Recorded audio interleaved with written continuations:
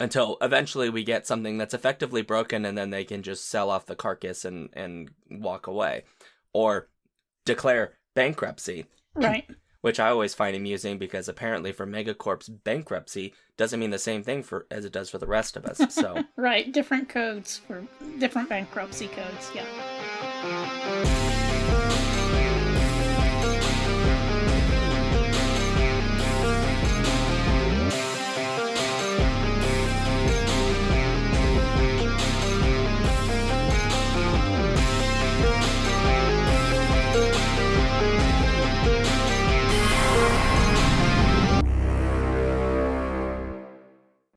welcome to the Skippy and Fanny Show. This is our live show, SNF Clacks. I'm Sean. And I'm Trish. And on today's show, we'll be talking about some of our thoughts on the state of short fiction, because some big news just kind of dropped, and also the terrible world of private equity acquiring things that people like. So there you go. So that's what we're going to cover. We'll offer some of our thoughts on those things. We're not experts, but we have our own opinions and views. So I'm very curious to hear what Trish thinks, and I'm curious to hear what I will come up with when I'm asked questions. So, Well, as always, please share your comments with us about this and past episodes at skiffyandfanny.com/listener suggestions. Some of your questions might get discussed right here on SNF Clacks next time, or this time if you talk to us in chat, or our Speculative Dispatch show. yeah, which is on our Patreon, which you can get for as little as $1 per month, or your firstborn child, whichever. So let's talk about the first big thing, which I think this week or end of last week, the whole deal with Amazon's periodical service shut down, which naturally means that basically half of all science fiction magazines of note lost their primary method of distribution. Now, some of them have other methods, so like Clark's World does have its own internal system for delivery, and some of them have found alternatives, but for the most part, Amazon was it. And I imagine, Trish, you've also noticed over the years, but we've had a variety of magazine closures. Cosmas, I think, just announced their closure. I think another one just announced its closure, and I can't remember which one, just this past week. And over the years, we've seen magazines come and go pretty quickly for a variety of reasons, from not having enough funding to being run primarily by volunteers who get tired and need to go do other things, which is also technically a funding problem, and so on and so forth. So things are a bit chaotic for science fiction, short fiction, because it's kind of an unstable market right now, and basically nobody makes a living in it. I don't know what else to say. It's so sad. Yeah, it's a tough time for a lot of people. It's starting a small magazine or a small press or anything like that just takes an enormous amount of time and dedication and focus, and that's all really hard, and it's a lot easier to do if you have money and backing. And it's much the problem is that so many people relied on Amazon because it was very easy for distribution for a long time. Just get your thing through Amazon and then it'll be delivered to your inbox. But what with Amazon canceling the easy automatic subscriptions.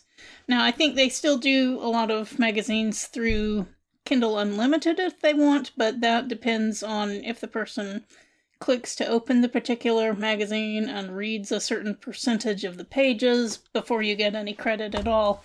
And even if you do get credit, I am pretty sure you get less money per publication anyway. You do.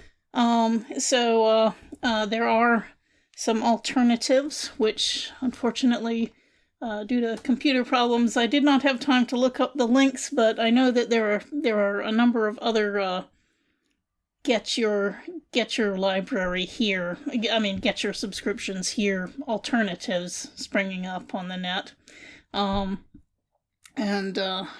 sorry I didn't have time to hunt up the links before we started, but there are alternatives, but of course also you can subscribe directly to most of these venues. You just have more to keep track of than you used to when it was just Kindle or just Amazon. So, I mean, one could hope that eventually this would turn to good with people being kind of pushed towards more diversity rather than just relying on Amazon. But it's very inconvenient right now, especially for, the major and minor magazines. I've seen so many pleas from Apex and Clark's World and Uncanny's had their Kickstarter and everybody else saying, you're going to be automatically unsubscribed to us, so please just subscribe directly. And it's irritating and confusing, but I guess we all just have to make our own spreadsheets or docs and keep track of things manually instead of having big Amazon do it for us.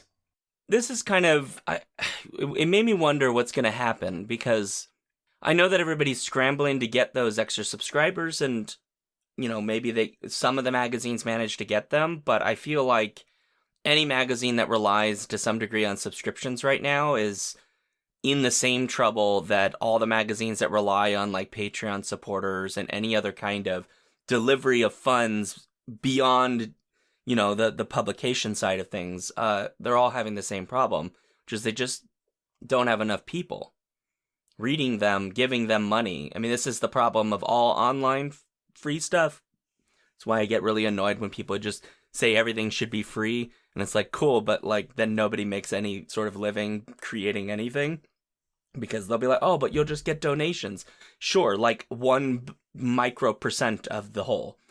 And that's not necessarily enough to guarantee that the person's going to be able to continue to eat. Or in the case of magazines, continue to pay editors or afford the cost to buy the stories or any of those combinations.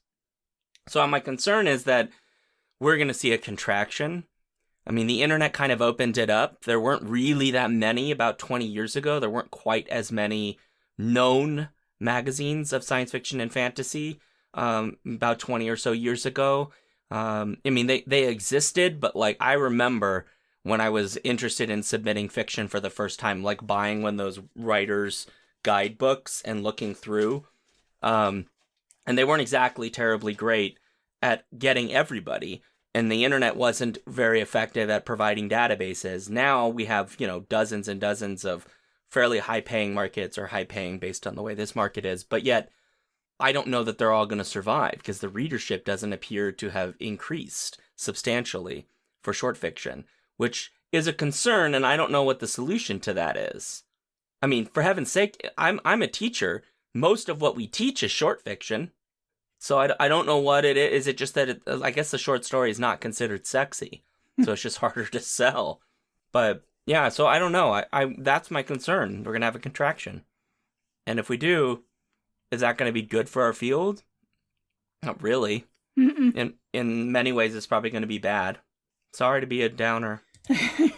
That's one thing that's going on. Another, of course, is private equity firms, to wit, especially KKR, taking over a significant chunk of publishing. 3 years ago, KKR, which is the same company that the movie Barbarians at the Gate was about, the same company that took over Toys R Us and gutted it.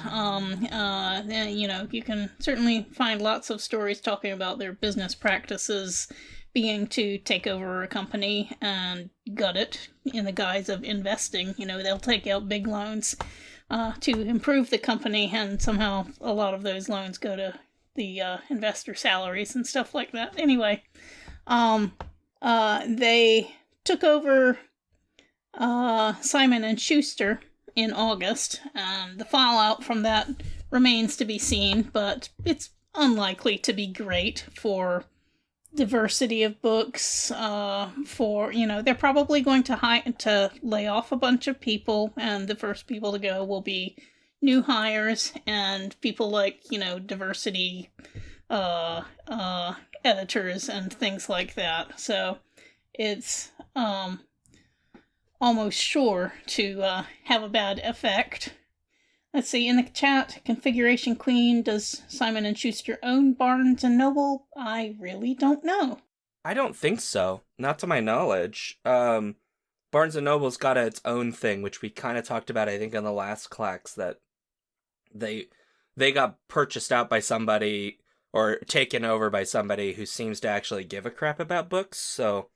Right, yeah. Right. They've been making good strides at letting a little more control go back to the local branches so that they can pick books that their readers have expressed interest in. Barnes & Noble, at least right now, seems to be on a good trend, but I don't know about who owns them. KKR took over Overdrive, which is the parent company of Libby, which is the library app, the major rival to Hoopla. They took that over in 2020, and, Libby is still doing fine for now, but articles I've read about KKR say their basic cycle is usually about 5 years before they, suck a company dry and leave. So we'll see what happens with that. The main thing that I've seen about complaints about changes with Libby is that it's now, you can't directly request your library to get a book anymore. You can only hit a thing that says, notify me if this becomes available. And some libraries look at that and some don't. So, we'll see where that goes. Yeah, and this topic was brought to us by Andrea, who's one of our Patreon supporters. Mm-hmm. And this is, I'll put a link in the show notes for this, but there is an article on a Substack newsletter which talks about this concept that I've mentioned before, Cory Doctorow's concept of the enshittification of technologies or technology services. And I think this, while we're being a little bit Debbie Downer here, or whatever what's the gender neutral of Debbie Downer? What's the opposite of that? The Sammy Satters? Because at least Sammy can be both male and female. Sure. Sure. Okay. Whatever but Chris Catastrophe says. Chris Catastrophe. There we go. Queen. Yeah, that works. Yeah. But the reason I bring that up, and I'll put it in the show notes again, is the Substack's pointing out that because this private equity firm, like many firms, and it is the same one that Tricia rightly pointed out, is the one that it has been involved in the destruction of other businesses that more or less people like. The concern is that here's a service that is doing exactly what it's supposed to do. It's providing a way to get electronic books through your library with a way of submitting information. Overdrive at one point even had its own diversity audit system. So if you had any organization using Overdrive, you could go in there and basically have its system do an audit of the books that you picked in your organization, like at the library. And it could make suggestions to you based on, you have a critical gap here. Maybe you should add some text here, which is a really cool idea. Mm-hmm. And also is using data, etc., in a very fun way. But those services don't necessarily have very blatant, large profit margins, or at least perceived to not have them. And so what is it that we get is we might get them cutting services down or reducing the effectiveness of services, pulling more and more away and extracting as much out by reducing their overhead until eventually we get something that's effectively broken, and then they can just sell off the carcass and walk away or declare bankruptcy. Right. Which I always find amusing because apparently for Megacorp's bankruptcy doesn't mean the same thing as it does for the rest of us. So right, different codes for different bankruptcy codes. Yeah. Configuration Queen points out they fill out forms on a library website to request particular books, and you can do that with most libraries, at least most modern library systems. But it just adds another step in the way that, every step some people drop out of and just say, "Oh, sorry, brilliant new author, my library doesn't have your book, and so I will just read another reinterpretation of Highline or something." Tanya Moore is asking, how would you say the upsurge of small independent presses fits into this big picture? Well, naturally, I think it's great that a whole lot of different presses have come into being in the last 10, 15 years or so, and a lot of them are coming into being specifically to foster diverse voices, underrepresented voices in publishing, precisely because the big publishing houses, the big five or whatever, four or whatever it is now, tend to play it safe according to their lights, which means, not buying people who look the least bit non-mainstream. But of course, the small presses that way are able to find niches where they can claw out a living, at least for a while, because the big presses aren't doing that. Now, there have been more pushes toward diversity at some of, or at least lip service toward diversity at the bigger presses. But if we're about to head back into a period of contractions and cost cutting, that's extremely unlikely to endure. Yeah, I was thinking about the biggest problem small presses are going to have is, actually it's not, I guess it's not as big a problem as I'm thinking in my head, because the whole thing with why people want to go with the big presses is that's where more of the money is, but that's not necessarily totally true anymore. Yeah, And so I wonder if that opens up that, because small presses are not universally, but tend to be more forgiving for strangeness and oddities and unusual types of storytelling. Right. That what ends up happening of the smaller is, presses were founded specifically in order to help. Yeah, like Small Beer Press, which tends towards a somewhat more literary, fabulist fiction rather than just straight genre. Right, or Queen of Swords, which really likes publishing LGBTQ when it can, and obviously, that's kind of part of their mission. Yeah, so yes, Configuration Queen points out their local library often has print selections that differ from from ebooks and audio selections. Sure, and it's probably the same people in charge of purchasing, but they may see different segments of their users focusing more one way or another. That's a good point. Allocating the resources to where they'd be most effective. Mm-hmm. Yeah. Which is actually the benefit of having these database systems anyway. You can get lots of data about usage and what people read and what categories they're in, which I suppose is what libraries already do, but can be somewhat hard at a library because of the sheer volume of types of content. Yeah, and I see also that Configuration Queen got a Nook. Yeah, I ended up getting a Kindle recently, and the reason I got the Kindle was just I have an old Nook. I have like a second generation Nook, and I just needed a new machine that I could afford to buy that would allow me to read when I travel. But I'm not gonna lie, I hemmed and hawed about whether to buy it. Just because I'm not a big fan of Amazon's business practices. Even if I recognize that Amazon in some ways is very effective and useful for a lot of people, which I know Jen and I have had conversations about, that part of the reason these systems become favored so much is because of how accessible their services have become by comparison to everything else. Ironically, killing off the things that would make those things accessible in places where only Amazon now exists. Sort of like my old small town, which used to have a fantastic local hardware store with like people who'd been there for like 30 years and could, name off some weird tool just by some odd description you had of what it does.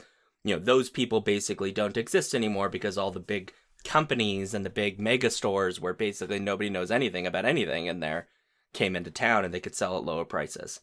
So, yeah, which is a whole other problem. But yeah, so there's that.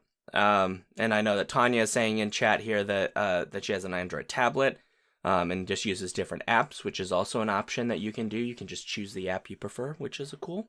There's also places like Waitlist Books and stuff that... Waitlist Books, that's the one I was trying to think of for the magazines.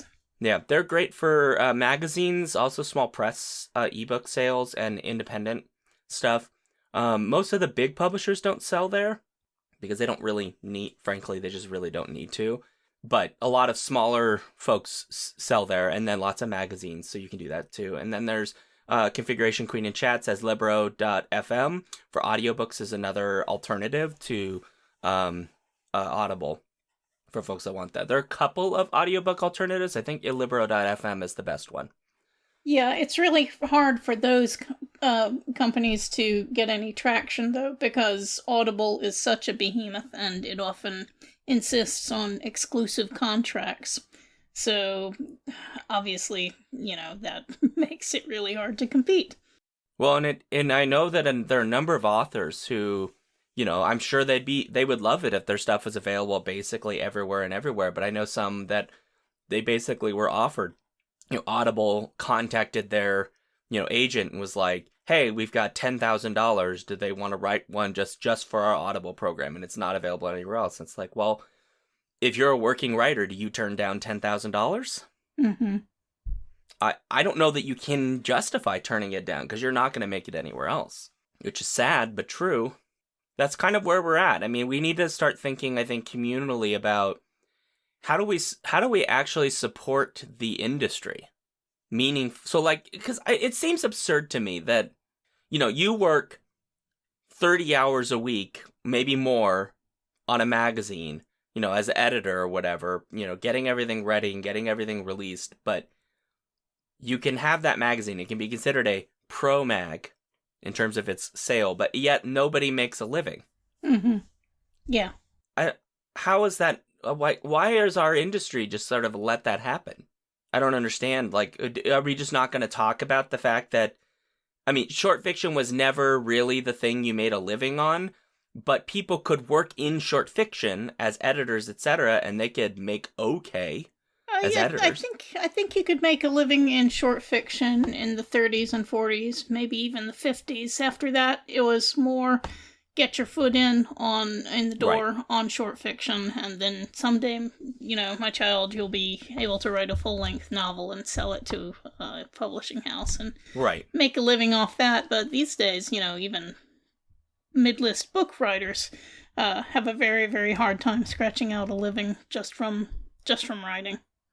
And that's, and then if you think of it from the other side, right, the editors, Mm-hmm. That's also affecting them too. Oh, sure. Because very few, I can't think of many magazines where the editor / publisher, because they're sometimes the same person. Mm-hmm. I don't know that, are there any where they actually are making, that's their primary income? I don't think so. Maybe Clark's World, technically. Maybe. I don't know. But I don't even think Clark's World's making a living specifically just from that. Yeah, I know that's not the case for Uncanny. Yeah, because they have jobs. Yeah, certainly the people at the Escape Artists family have, other jobs or hustles. Side hustles, as many side hustles as it takes to fill up your life, really. Do the editors of the big three make a living, you think? I don't think they do. I have no idea. Sorry. I'd be genuinely surprised given what their circulation numbers are. But again, like, this is, and then even still, like, if it's just those three, that's just speaks to the problem of the whole place. I see in chat Configuration Queen contributing to a bunch of Patreons. Especially during the pandemic. but that, of course, correctly pointed out, doesn't work for everything, and also not for everyone, because if you are outside the U.S., it can sometimes be difficult, depending where you are, to even use Patreon. It's also, I'll be honest, it's unless you're really, really big, it's not reliable, which is the biggest problem. So, like, the really big folks that make shows and so on, they're making thousands and thousands on a Patreon. But they don't rely on Patreon as their sole income. They're using sponsorships, etc., and advertising dollars as the way to bring in that income. Patreon is sort of like the extra income that they pull in, that they calculate into their business expenses, but it's not the place that they rely on. And it's just because the percentage of people that are avid consumers of whatever it is you produce, that percentage that will support you on Patreon is a very small percentage. Yeah, I think it's something like 1% of listeners to a show on average are actual supporters, financial supporters, and I think that's pretty close to what it is for public radio and public TV stations as to how many people make contributions. It's the case where, if they could get it up from 1% to 2% or from 3 to 4 or whatever it is, makes huge differences in their budgets and the people that they can have on salary instead of volunteering and stuff. So, I mean, anyone who's listening to this or watching it probably already gives what they can. And so, I don't know that we're really needing to convert anyone in the audience to support publications, but we need to figure out... Well, not live certainly currently, not live. but if you're at home right now, you bastard, give me your money. Right. IT, I mean, if you can, that's nice, but yeah. Yeah, I mean, some people really can't. Yeah. And then what they can do is put out the word, tell their friends to listen to the show. Yeah. Tell their enemies, tell social media. Yeah, I mean, this is part of why, like, with any sort of audio show, like what we do, or, any other show, you'll hear people say, well, why do they have so much advertising? And it's like, because that's the reliable income. Mm-hmm. Once you get up to that level where you can start charging for adverts, like, that's, this month I'm getting X dollars from this company, and I'm getting X dollars next month from that company, etc. Whereas with listener support, it's not like an insult on listeners. It's just that it's not, there's no like magic button where I can be inside your head to know if this is the month you'll support. Yeah. If that makes sense. Like, people, of course, they like, if you have a bad month, maybe you lose your job or something, like, I mean, we can't control that. Whereas with a company, the chance that a company selling, what is the Casper beds? Is that the big one that everyone does? That was an old one. I don't think they do that much anymore. But, okay. I still, on lots of podcasts, hear advertisements for, food delivery services. HelloFresh was whatever. big for a while. Yeah. Yeah. Mm-hmm. Yeah. Well, of course, that company, unless like its business practices are terrible, it's unlikely to disappear for a while. So it's a more reliable income stream.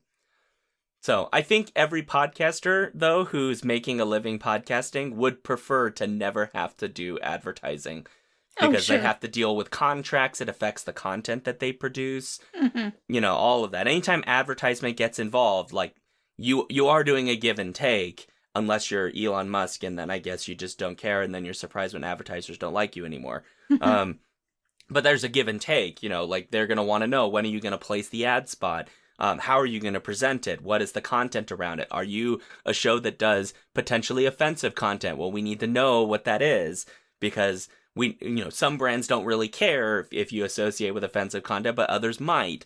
If it's an alcohol brand, there may be like legal restrictions. So like, I know that we joke all the time about the alcohol we consume and the food and stuff, but like, I literally am like following Twitch rules when I'm saying, please drink responsibly. We are responsible drinkers, even though we're having a good time, but we're not encouraging like bad drinking behavior, because there's legal reasons, there's Twitch reasons, and then there's moral reasons. So, like, all that comes into that as soon as that gets in there. So I think that, like, you know, there was a time, and I guess they don't really do it anymore in publishing, when they used to put advertising in books. And magazines. Yeah. Magazines still do. Yeah, you'd see in the middle of a Louis L'Amour Western, you'd see a fold-out thing for, like... Marlboro or something. Plates that have been painted with scenic vistas or whatever. Aww, that's kind of cute. Yeah. I mean, good for them for finding a way to make a revenue stream, but... That's interesting. Like, why don't we do advertising in novels? Like, we do in magazines to some degree, although most of the advertising in magazines is books and services for writers and things like that.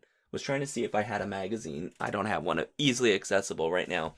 But I wonder, like, what stopped the publishing of like novels with advertising in it? Like, why did that stop? Yeah, I really don't know. Yeah.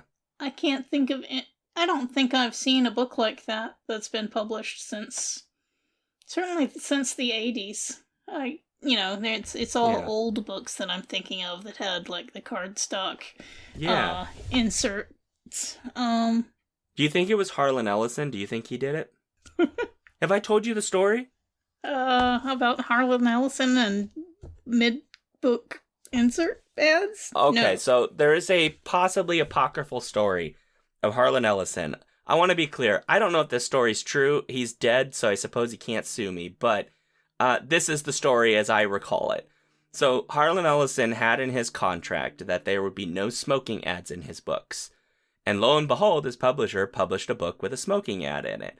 Naturally, given it's in his contract, he got mad. And you know Harlan Ellison, because everybody who's heard that name knows, right? He's not the kind of person to just take that sitting down. So he, I guess, called his editor and, like, chewed him out and demanded he do something. And the editor was like, we're not really going to do that, and all these kinds of stuff.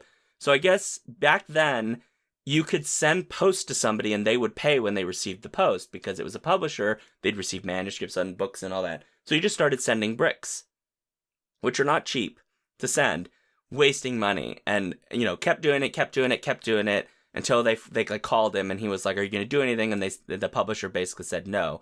So I guess one time he decided, like, I'm going to get my revenge. And so he found, like, a piece of roadkill, stuck it in a box, but sent it so it would arrive at the end of the day so it wouldn't get checked, so it would sit over the weekend and basically rot in the offices. And, of course, it did. And then after that, according to this apocryphal story, the publisher pulled the books and removed the ads. He may or may not have given the editor a panic attack and a mental breakdown as a consequence of this. So maybe Harlan Ellison's the reason they don't do advertising anymore. Well, he could be an astoundingly petty and vindictive person. He had some good qualities too, but very good writer. Yeah. Not necessarily the kind of person that I think was great dinner conversation. Then again, I didn't know the man, so maybe he was really delightful. Who knows? Tanya Moore has a theory, though. A theory is the short-lived nature of advertising doesn't really fly in books where print runs are kind of permanent-ish. That's a good point. You'd want a brand that is likely to stick around and probably at those margins. If it's a brand that can stick around, does it really need to be advertising in a book? I mean, books don't sell that much. I mean, a Stephen King does, but, like, Stephen King's going to want a cut of that money. No offense. Sure. Well, CQ brings up the relevant point that books used to have much longer lives in bookstores, too. Right. A lot of bookstores used to carry, like, the entire print run of bunches of different authors. And so, you could just go there and you like one book, you pick up the next in the series in 2 weeks or so, whenever you're back at the bookstore. And now there is very much more emphasis on churn in the physical bookstores that are still around. And so, often you'll have the first book and the last book in a series, or maybe the last 2 books in a series, but if you want anything else, you'll have to go somewhere else to get it. Yeah. So, Well, and there's fewer physical bookstores, too, right. overall, that aren't just chains, anyway. Mm-hmm. And even still, not really, because a lot of Barnes & Nobles have at one point closed down. So there's that factor, too. There's just fewer places where people are buying physical books. So you probably have less data to pull from for who is the likely reader here. You know, there's probably just a lot of factors. I imagine it mostly comes down to money. Mm-hmm. It's just the profit. The profit for the advertiser is just too low. Yeah. I mean, I know that we talk, like, lament the decline of reading in American culture, but I mean, it is an actual issue. The percentage of people who read books hasn't really dramatically changed for the better in my lifetime. Arguably has gotten worse, except in certain periods. Like during COVID, people read a little bit more. Mm-hmm. Yeah, well, it's, people's lifestyles have changed a lot. I still do love reading books, but, you know, there are some days when I don't pick up a book or a reader or anything at all because I'm so busy with other things. Part of that does go to social media. I mean, I didn't do social media until 15 years ago or something like that, and you know, now I'm checking Blue Sky and Mastodon and you know, there's always more interesting people to follow, but those are all fragmented conversations. There's something really different reading conversations online versus picking up a book, whether physical or electronic, and just focusing on that for a couple of hours at a time, you know, really being in dialogue with one person, one train of thought, even though the book has multiple POVs or whatever. But yeah, it's a totally different headspace, I think. Yeah.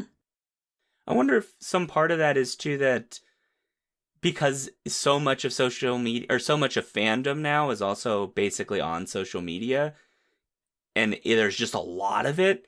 It's not like, you know, before when you would just read the like letters column, or maybe a little bit later when people had internet, they'd read their Usenet messages and then they'd be done in the morning. Right now it's like, but something happened at 1:00 and at 2:00 and at 3:00 and at 3:04 and 3:07. Like, there's just so much conversation happening all the time. Yeah. You really can just spend all day reading, scrolling through social media and refreshing and doing it again. Some would call that the doom scroll, but it doesn't always have to be a doom. It can just be also, I want to keep up with all the conversation. Paul's in chat right now, speaking of the devil himself, who is always on social media. I'm kidding. I'm teasing you, Paul. Ubiquitous in social media. He is ubiquitous. He is everywhere, as Prince Justin with a V. And he does ask, how do you think engaging with different length works is different? Is engagement with a short story different than an epic fantasy series? Oh, I think that's... Yes. I think that's... There's probably multiple ways that's different. Yeah. One is also just a time... I would think, like, time commitment's the most obvious one. I mean, I can finish... You know, I have right now on my phone, like, a Chrome window with, like, 13 different short stories from a bunch of different magazines open, and I could probably finish all 13 of those, you know, in the next couple of hours if I just went and read. Whereas an epic fantasy, depending on how epic it is, I might be reading that till next week. Yeah, I, these days, I am much, much less apt to check out a big book, a thick book from the library, just because I know it's going to take me a while to get to it, and it's going to take me a long time to finish it. I mean, I'm trying to get out of the habit of having, 12 library books stacked up and, instead reading, social media or whatever, or listening to a podcast or an audiobook or whatever. I mean, it can be pretty easy to overwhelm yourself with all the choices.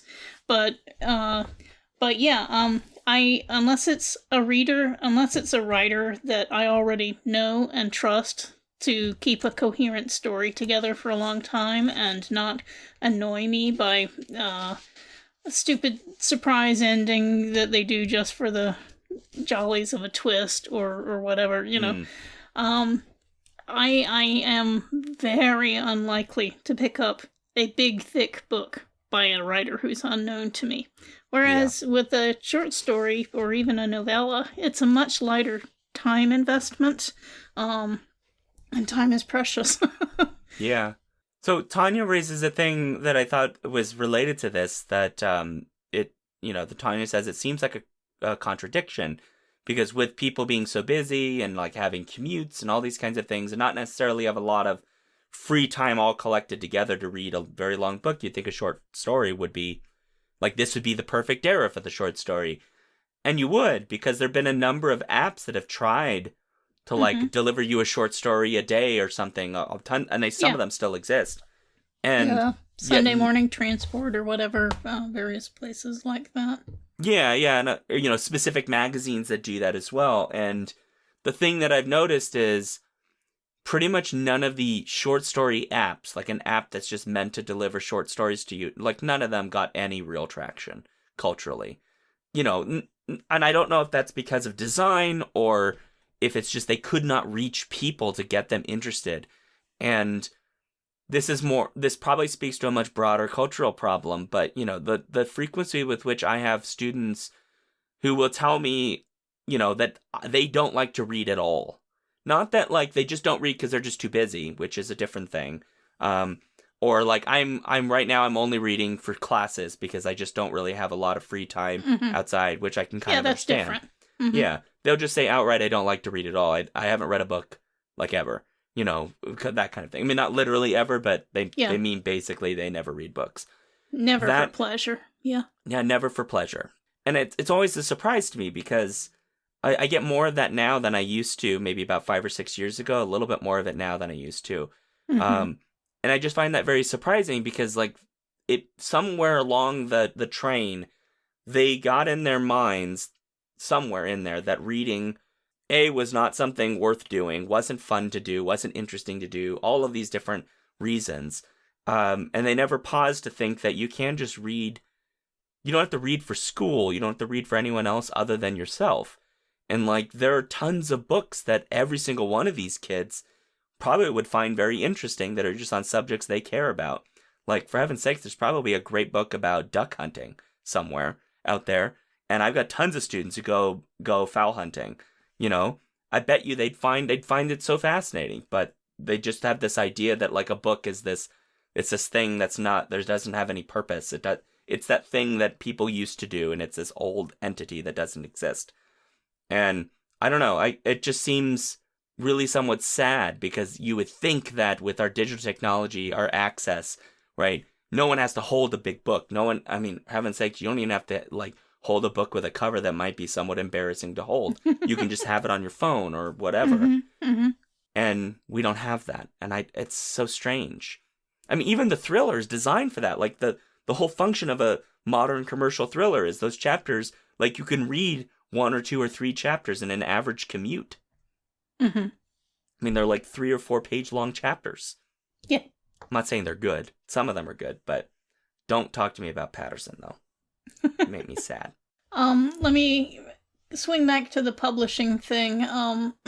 Recently in Maryland, the state of Maryland lost a lawsuit against, I forget which publisher, but anyway, the publisher argument that apparently succeeded was that Maryland was just too big and it was unfair for Maryland libraries to collectively bargain on prices for books and ebooks. And apparently the court agreed and struck it down, and so now they're all on their own again, all the different county library systems. Whereas before, the county library systems were bargaining as one Maryland group of book purchasers. And apparently, the fact that there are only 4 big publishers, that's less of a monopolistic thing than Maryland libraries banding together. Monopolies. We could talk about book publishing monopolies for a long time. Well, I don't know if you Yeah, I don't know if you saw, Sean, a thing that came out yesterday from Bill Willingham, who is the creator of the Fables comic books, graphic novels. He made a statement, he released a statement saying, I hereby release all my stuff into the public domain, all my intellectual property into the public domain, because Disney has been doing its best to... You mean DC? Sorry, DC, not Disney. DC, yes, right. Has been doing its best to, make him sign new contracts that make him basically just a work-for-hire guy on the stuff that he created, and they've been nickel and diming him for many years on money that he should have been earning out of stuff, and so he said, it's all public domain now. Now, a lot of other people are saying public domain doesn't really work like that. And the most convincing thing I've seen is that, Willingham may believe that about releasing stuff into the public domain. He's saying not the stuff, the comics themselves and the game by Telltale Games and stuff like that. Those still belong to DC, but the characters, he says, are free for anybody to play with. Now, of course, the characters are based on public domain stuff anyway, like Snow White and the Big Bad Wolf and various other things. And then there were story elements that Willingham brought into the series. Right. But even if he can't really do it because everyone would be too scared to publish something and then have a lawsuit from DC, basically it's seen as some people are saying, well, he's just doing this to muddy the waters and make his property, his creation unprofitable for DC, just as a way to stick his finger in DC's eyes after they've been unfair to him so long. It's very interesting, but it also speaks to problems in the publishing industry for comics, which it kind of been talking about it for decades now. DC, the whole reason Image originally existed was to have creator-owned comics, because people got really tired of basically being exploited by the big two, basically. Right, and that still but occurs. Then I've heard people say that, Image itself also bad. Became a creator exploiter. So yeah, it's very hard. It's frustrating because so much of this industry, whether it's comics or books or whatever, there's people at the top just raking in all these profits, and the people who actually make the work that's the thing from which profit is coming from often are the most screwed. I think people would be fine writing comics for DC and Marvel that those two companies basically own the rights to, if they were being paid very, handsomely up front, or if they were being given long-term contracts that they could rely on, right. Or, having staff writers and staff artists. But it just doesn't seem like those industries really want to do that, because they want to extract as much wealth as they can out of the creative class, which is... I don't know that that's going to last for terribly much longer. Marvel's already basically incomprehensible as a model. DC, I think, gets away with it a little bit more just because DC mostly has pretty high-quality work. But I feel like the more that we start decentralizing comics in particular, where people can just go to Kickstarter and Kickstarter a comic book, or start a little small micro press that they can make more profit off of each individual copy, the power that these other companies will have just sort of decrease. Marvel and DC, their biggest draw is just they have identifiable characters. I can't wait till Superman goes in the public domain. Because I am drawing my favorite version of Superman ever, which is this murder man. He just runs around killing everybody with his laser eyes and saying, I am the ruler of the world, because I have to be interesting, because Superman's boring. Superman is not boring. It's the most boring.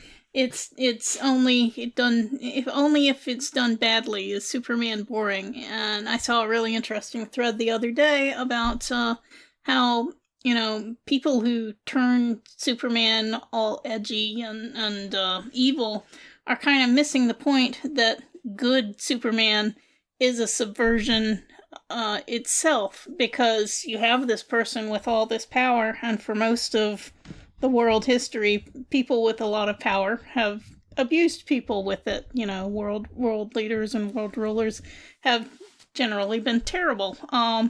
And so here's a guy who has all this power, and he chooses to do good. And you can tell a lot of really interesting stories about, trying to do good and failing, or how do you choose which thing to spend your time on to help people with. Sure. Cory Doctorow wrote a really interesting story a couple years ago that I can't remember the title of, but basically he never named Superman, but it obviously was Superman trying to fight against racist cops beating black people, and tried very hard to work against the system. And his friend, the billionaire crime fighter, who is the obvious Batman analog, basically counseled him to give in because you can't fight the system. And what was it? The one of the stories this year, a Hugo nominee, when you find yourself addressing God, use the familiar something. That is also about a super character who is trying to change society for the better, and getting a hell of a lot of pushback from stuff. There's also a movie that came out that I think James Gunn produced called Brightburn, which I think, if I recall the premise, I've not seen it, so I don't know if it's any good. The premise is that it's basically Superman, but as a child. Mm-hmm. But it's like, it deals with the more darker picture of what happens when a child with that kind of power and ability, is bullied and then snaps, because people do horrible things, and now you have this superpowered character who does not value other people's lives and is willing to just cut people in half, out of vengeance, etc. I've not seen it, so I don't know how well it deals with these ideas, or if it's sort of like, a lot of where it just wants to be edgy and like, look, isn't it cool to have like a Superboy like cutting people in half with laser eyes? I feel like The Boys handles this very well, where it has that graphic extreme violence, but there's a lot of very pointed social commentary and satire about the idea that you could have superheroes and what would happen in a massively capitalistic America if you had them, which is kind of what we get. But not everybody deals with that very effectively. Yeah, and no matter how brilliant your satire is, some people are going to take it literally. Some people think that Homelander from The Boys, who is the awful evil Superman, some people think he's cool because, he's blonde and pretty and... he is a handsome man, I'll give him that. He is a handsome man, but he is evil. He's a maladjusted man baby with abilities he shouldn't have. Mm-hmm. But that's like a problem, right? That like if you have somebody that is superpowered, isn't there now an ethical responsibility to sit down and say, we have to give them the firmest of ethical foundations, because the power they have, how do you take down a Homelander? Mm-hmm. It's not like you can just like point a tank at it. Like, Homelander could wipe out half the U.S. military, right? What is your plan? Well, you have to have that as your backup. This is what Marvel and even Batman have, which is what happens if the very powerful guy turns out not to be good. You have to have that backup plan in place, but you still have to make sure we do everything we can to avoid that situation altogether. I mean, obviously in The Boys, like they don't have that plan because that was not the focus in the first place. But for other stories, I find that to be the more interesting question, is how do you give Superman an ethical foundation, and one that can account for the fact that the world is not black and white, and sometimes the correct answer is still a bad choice. Because sometimes it is. Sometimes you can't save everybody. So who do you choose in that situation? I mean, Superman can save more of them, but, he's not perfect, man.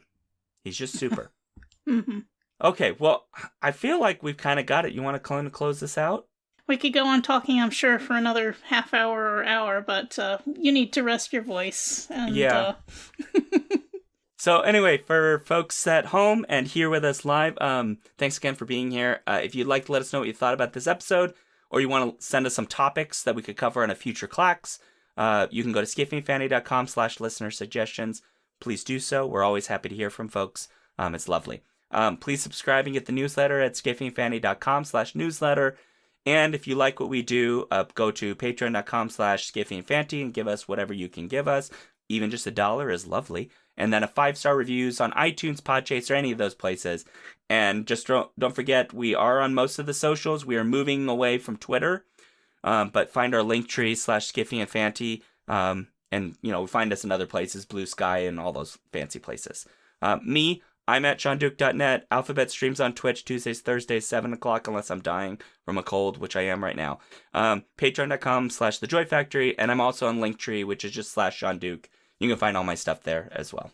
And you can find me on Blue Sky at P.E. Matson, on Mastodon, newsy.social/@TrishyM, and on my blog, which I have been updating more frequently lately, at whatsthewordnow.blogspot.com, and I've even been writing a few reviews for Skiffing and Fanty, so you can find me there too. Perfect.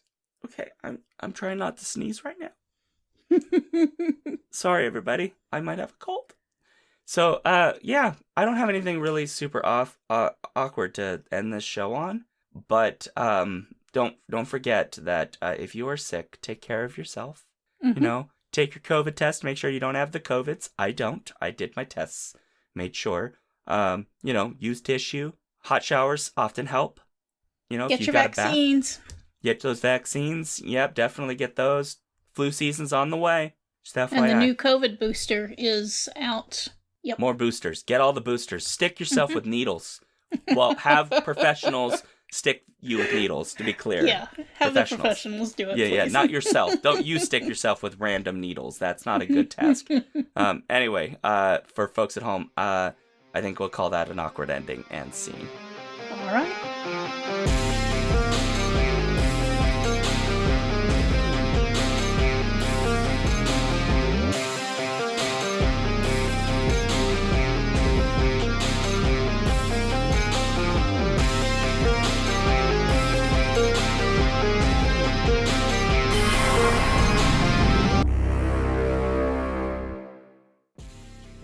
If you want to support this show, you can go to patreon.com/skiffingandfanty or skiffingandfanty.com, our website, where you can get access to all of our fancy things. Our music comes from Holy Mole. You can support him and his work at patreon.com/holymole. Thank you for listening.